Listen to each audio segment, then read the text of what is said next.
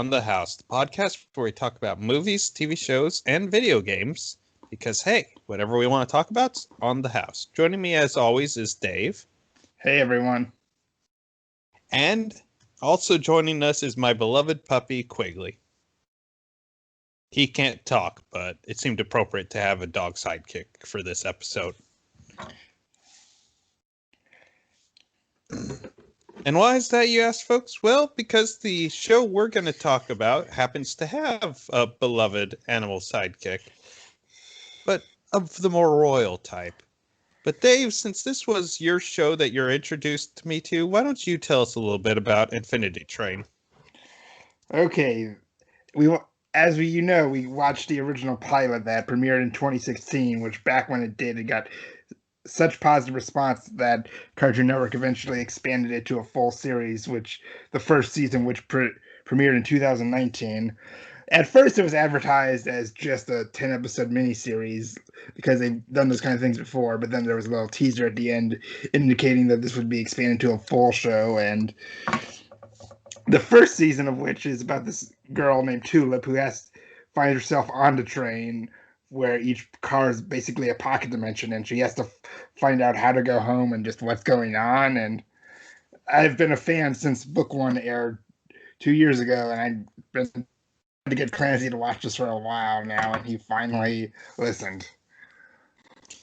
Yes, and once again I asked myself whenever I watch something Dave recommends, why does it take me so long to get to things that Dave recommends? He's usually pretty spot on with his recommendations.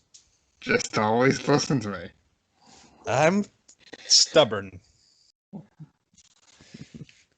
yeah, okay, folks, but go ahead. You go on. But yeah, folks, this, like we said, saw the pilot episode, which essentially they remade. He did just expanding on slightly for one of the episodes here, but as Dave said, this is about a girl named Tulip who, while running away from home, she stumbles upon a train that transports her to, well, we're not sure where, to be honest. It could be a different different planet, different dimension, somewhere. But we don't really get an answer for that. That's actually one of the questions I have going forward. Where is this train? Who built it? Why does it do what it's do? Dave, I don't know anything about this train. What's going on with it? Well, before we go into all that, what was your opinion on because we're doing this season by season, so we'll just be discussing season one here tonight, folks. Well, overall, for the first season of the show, I absolutely loved it. I thought, especially for how short of a show it is. I mean, it's only, I think, 10 episodes, with each episode being about 11 minutes or so. Yeah, I in some ways, I view each season as an individual movie sometimes, But considering how short it is, I think the main character, Tulip, goes through a tremendous amount of growth. I mean, this isn't one of those things where you're told the character's acting more like how the character should. They're learning the life lesson. No, you genuinely see that she's going through the life lesson, and when her number goes down, it feels earned. It's not, oh, this needs to happen because the plot's advancing. Since this was something you commented on back when we watched the pilot, like, when did you figure out what the number was actually supposed to be? I'd say it was around the third episode or so where I knew for sure that it was counting down to getting off the train. I think I remember the pilot episode I might have mentioned that was my suspicion, but actually knowing for sure, I'd say about the third episode. Okay. And it's not just Tulip we have there. We have one, the, I guess, what's the word I want to use correctly? The optimistic and pessimistic robot, and Atticus, the king of corgis. And I freaking love both of these characters. Well, apparently the official names for the two sides of the personalities is Glad One and Sad One, which is just so fitting. And Atticus is voiced by Ernie Hudson. Ernie Hudson can do no wrong. Let's just keep it as simple as that. Ernie Hudson is the man. He's great in this role. His character is great. Need we say more?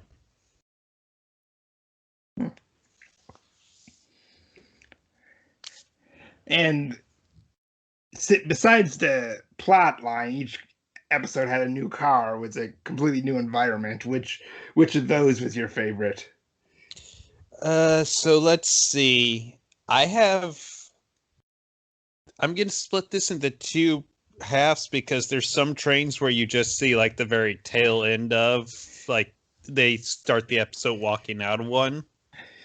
For those, my favorite was the dinosaurs playing baseball one. Just, I wish we got a full episode in that train. I want to know what the full story is. But in terms of my favorite train and probably favorite episode, I would say it would probably be the Crystal one, if that makes sense, where they have to figure out a song that'll unlock the door. Uh-huh. I thought that was probably, just from a character perspective, this is where Tulip really starts to turn a corner with her character. And I like that we had an emotional moment based around the song Word Up. That's the code word. Yeah, I thought that was actually very nicely done. And, like, yeah, you think about it, for a lot of people, the song they have the biggest emotional attachment to, just through memories and whatnot, it's not going to be some super sad, dramatic song. It's going to be, this is the song I used to sing as a kid all the time. So I just really loved how they worked that in, even though I do have Word Up stuck in my head. And also, I will say that the starting the episode with the tail end of a car is a trend across all seasons. Oh, good. Like, not every episode, but at least once a season. Mm-hmm. For me, I actually liked what the first episode was based on, the grid car, where you would press the tiles and it would expand. Especially how they incorporated it with the battle against the creatures, which it doesn't get mentioned till later, but those monsters are supposed to be called gones. Oh, okay. Uh-huh. I was just calling them cockroach things, so gones, it's nice to have an actual name for it. Mm-hmm. And that's actually something I wanted to rewatch before recording this, but I didn't get a chance to, is we find out later, full spoilers here, folks, it's 2 hours to watch this show. You should watch it. But in the event you haven't, we're just going to say we find out that's her car, as in the conductor designed it thinking it would be perfect for her. And it's interesting to look back on because, yeah, at the start of the episode of the season, that probably would have been a car to make her completely happy. But as the character grows throughout, very clearly, that wouldn't have been satisfying for her for very long.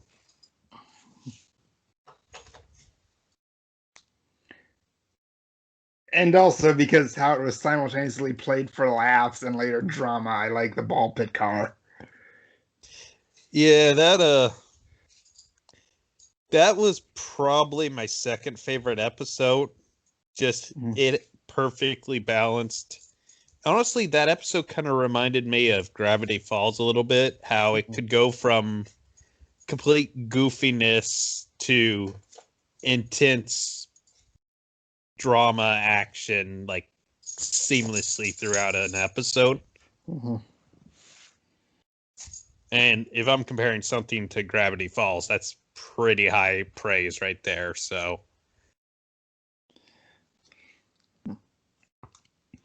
Let's see, any favorite jokes or lines that stood out to you? anything with The corgis just, I love dogs. I'm very much a dog guy. So any jokes with them about, hey, you want to go outside? Go outside? Yes, yes, I want to go outside. Like that, I love because I have two small dogs. So it's like they perfectly nailed how small dogs think. But I think my favorite is at the end of the series, once they're able to bring Atticus back from a bad place that he was in. And they're just talking about some things that they discovered. And he's obviously had missed essentially an entire episode with the cast. And he's just like, how much did I miss? One that stood out for me was in the Crystal episode where Tulip was trying to find what type of song would work best. She wrote down a list of possible genres, and one of them was celebrities singing to raise awareness about social issue, question mark. I did love that.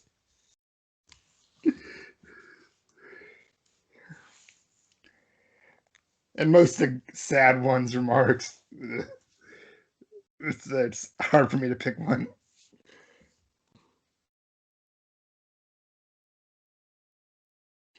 And but also the show does cover some more mature themes. Like right off the bat, you're told how Tulip's parents are getting a divorce, Mm-hmm. or they are divorced actually.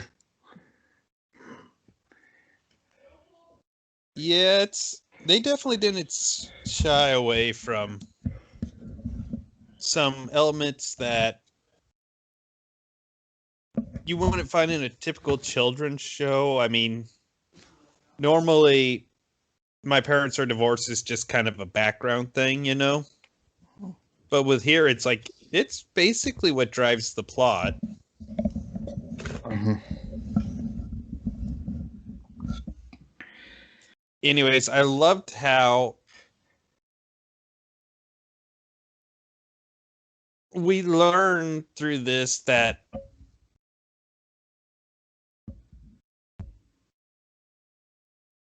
false memories that the character may have at one point loved hiding in just weren't enough to truly satisfy them at the end of the day, you know? Mm-hmm.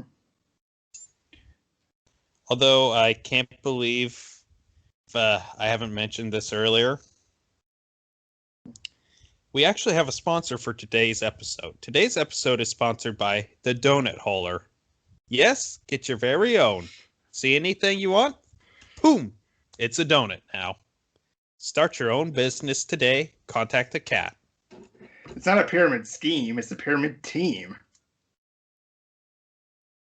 You can't tell, but we're winking.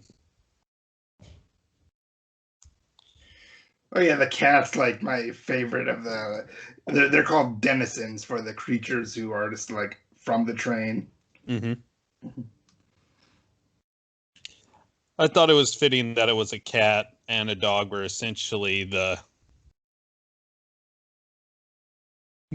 two main the two main supporting characters that we run across. That natural rivalry was just great. I'm Team Cat. I am Team Corgi. And also, like Tulip's backstory and issues tie into, thematically at least, the identity of the conductor, or at least one who appears to be the conductor and the main villain of book one. Mm-hmm. Which I guess, should we go into spoilers now? Yeah, let's do it. So we quickly learn that something's going on with the train that's causing certain cars to act up. And we don't know what's causing it per se. But what we do know is it's causing chaos. There's a train where, well, just in Atticus's train, the water level will rise suddenly and dangerously, putting his kingdom at risk, and Tulip helping him with that is why he joins her on his quest. And in another train, it's flat out not finished. So the mystery throughout just kind of brings the question of why is this happening? And the reason, go ahead. You go on. And the reason is, well, quite simply, what's going on in the train isn't what we would expect to be going on because it's not what's supposed to be going on. Someone has taken over as the conductor, we learn at the end, and it's trying to recreate their perfect world in what's actually a very tragic backstory, I gotta say.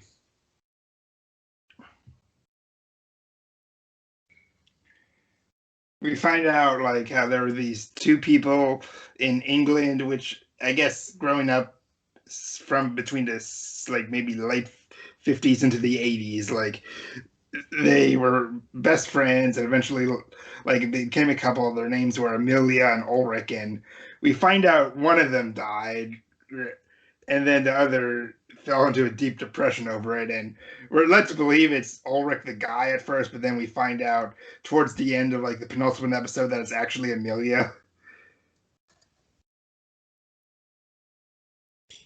And essentially Amelia's been trying to resurrect Ulrich is how I would put it almost. Mm-hmm.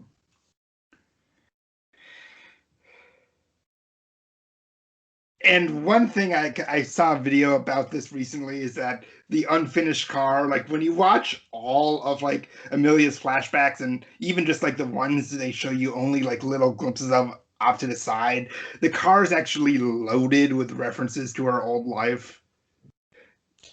Yeah, I wanted to rewatch a couple of the episodes, and that was one that I just didn't get a chance to. Mm-hmm. Just because I knew there'd be a ton of references that I wouldn't understand until later. I just didn't get the chance to do it, you know? Mm-hmm. This show is definitely very rewatchable. Mm-hmm. It lends itself to that. And like just as one of the touches, right off the bat, I'll list that like the King Turtle has the same voice actor as Ulrich. Oh, really? I didn't realize that. Mm-hmm. That's pretty cool, actually. Good touch.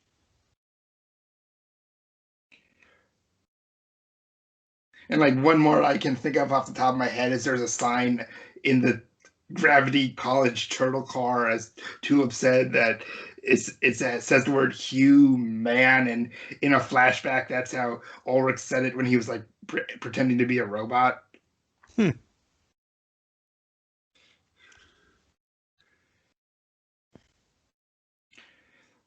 definitely this is a show that requires multiple viewings to catch everything. And one thing I can appreciate is that even though Amelia's backstory is tragic and she's not like pure evil, the show doesn't let her off the hook in the end. No, I mean, we learned that just like how your number can go down from learning life lessons by making the wrong decisions causes your numbers to go up. And her number is like covering her entire, it essentially looks like a sleeve tattoo. Yeah, it goes up her arm and at least to her neck.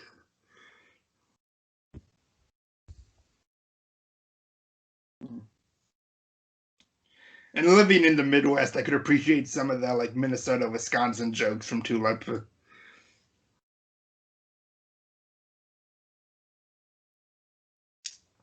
I don't live in the Midwest, so I'm sure a lot of those went over my head. Yeah. Okay, so is there any other points you want to bring up, or should we go to final thoughts? I think we should go to final thoughts. I mean, part of what it is with this show is that a lot of the little moments that I'd like to mention, I don't want to ruin for people. So I definitely think if we move on to final thoughts, now would be a good time to do it. Okay, so I was hooked on the show ever since I watched the original first run back in 2019, and it's almost like a more family-friendly Saw, except for emotional development, and the animation's good. The voice acting is stellar. I like the character arcs and the topics they're willing to cover, and the funny moments are truly they hit me hard, and I'm excited. I'm glad you liked it, and well, okay, I'm preparing something. You're give me yours. Yeah, once again, Dave has got a perfect record and shows he's recommended to me. Dave, I need you to mess up just one time, so if I don't get to a show immediately, I have justification. But no, you have to have a perfect record this entire time. Way to go, Dave. Be selfish. Yeah. But yeah, I thought this show was absolutely amazing. I think I finished this in 2 settings was all it took me to watch the show when I finally did start watching it. So I'm glad that I was introduced to it, and I can't wait for season 2, and I'm glad we're doing the whole series. And I'm glad you got into the show. These are going to be fun. Yes, they are. And with that being said, Dave, thank you again for introducing me to this show.